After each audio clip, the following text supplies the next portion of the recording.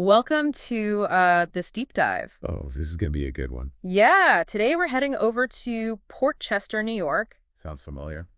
Yeah, we've got a law firm, a landlord, and quite a few court documents and news articles. Oh, so we've got a lot to dig into. Yeah, our mission is to try to figure out what exactly is going on with all of this. Okay, so we're like detectives. Exactly like detective. Okay, I like that. Yeah, so we're going to be looking at Kavulich and Associates. They've been renting at 181 Westchester Avenue for like almost 14 years. Wow, that's a long time. It is a really long time, and they've been successful. They need more space, so they decided to expand in the same building. So like their landlord already knows them. They've been good tenants. Yeah, and it seems like things were okay between them. They'd already had multiple lease renewals and expansions for their original Suite 500C. So like they had an existing relationship that was working. Exactly. And they also have a lot of experience with landlords in New York City. Oh yeah, I bet. And one of the things that they were expecting was that the landlord would cover build-out costs, which is apparently pretty common practice there. Oh, so they're going into this negotiation with that expectation. Exactly. Interesting. So discussions start in May of 2024. Okay. And the landlord starts with what seems like a pretty good offer.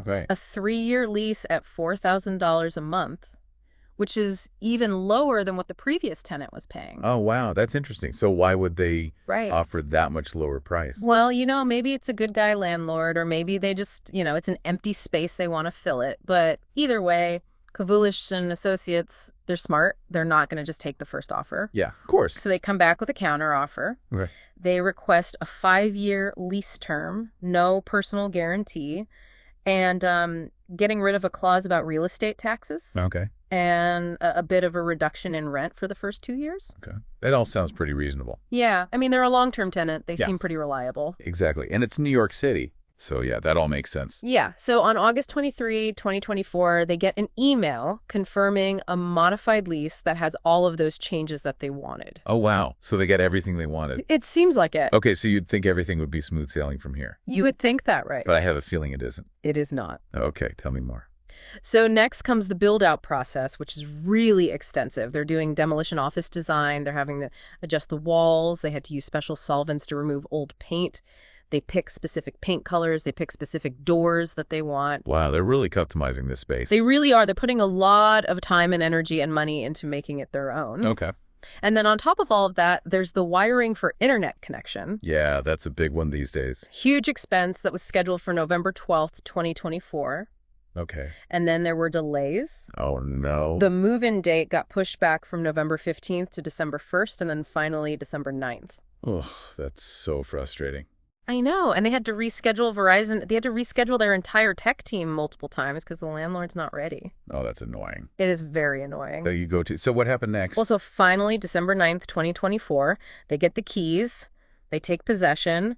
The tech company and Verizon come in. They finish their work. Everything seems good to go. And then out of nowhere. I don't like the sound of that. Yeah, the landlord demands payment for the build-out costs. What? But that's not what the lease says. Nope, it directly contradicts the lease, and it goes against their entire 14-year history at this location. So did the landlord purposely not put that in the lease, or? Well, that's what Kavulich and Associates are saying. Oh, really? They're like, hold on, we have this lease and we have this history.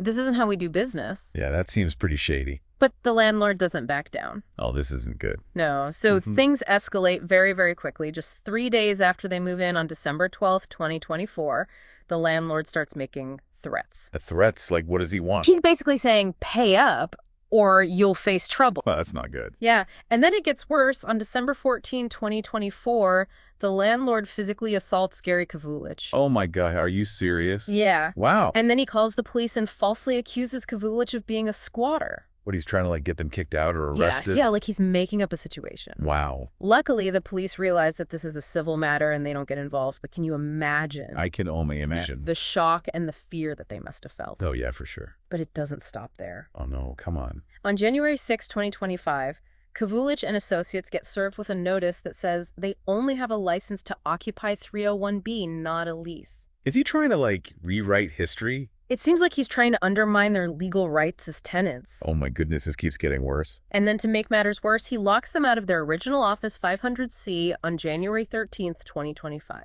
So they're paying rent for both spaces? Yeah, they're up to date on their rent for both spaces, and they never surrendered 500C. So this is like an illegal eviction. Yeah. He's ignoring the law. Oh. Wow. So Kavulich and Associates, they take him to court, and they win back access to 500C on January 15th, 2025. Well, at least that's something. It's something. Yeah. But, you know, this is just a tiny victory in what is becoming this massive battle. This is crazy. It is. And while we were digging through all of this stuff about the case, we found something really disturbing. What's that? About the landlord's past. Oh, no. Remember, this is all happening at 181 Westchester Avenue. Okay. Back in 2018, there was an incident with a hidden camera. Hidden camera, like where? A maintenance worker was caught secretly filming women in a bathroom. What? Oh my gosh, that is so awful. It's terrible. It's illegal. Yeah. And so the tenant at that time, Caro Home LLC, and 12 individuals who were affected by the hidden camera, they sued the landlord. I hope they won. And you know what he tried to do? What? He tried to downplay the whole thing. Oh, no, come on. And he even considered bringing the employee back to work. Are you kidding? No. Oh, my goodness, that is crazy. Luckily, that didn't happen. Oh. Good. The employee ended up pleading guilty to unlawful surveillance and possession of cocaine. Oh, wow. So there were legal consequences. That's good, at least. But it doesn't end there. Oh, boy, what else? The landlord then sued his own insurance company, Chubb. What's for? For refusing to cover the legal costs related to the hidden camera lawsuit. Oh, he's trying to, like, not take responsibility? Yeah, he's trying to pass the buck. Wow. And Chubb's argument is that they don't cover intentional acts that cause damage. So, like, they're saying he knew what was going on. Yeah, essentially. So you've got this pattern of really questionable behavior from the landlord. Yeah, he doesn't sound like a very nice guy. No. So what do you think is going on here? Well, we've got this law firm. They're caught in this web of bad behavior. The landlord has this history of, pushing the boundaries, and then this big shift in how he's treating Kavulich and Associates. Yeah, it's like he was nice to them, and then suddenly he wasn't. Exactly. And it all starts after they sign the lease for 301B. That is really suspicious. Right. So is he trying to get more money out of them? Maybe? Is he trying to force them out completely? Or is there something else going on? That's a good question.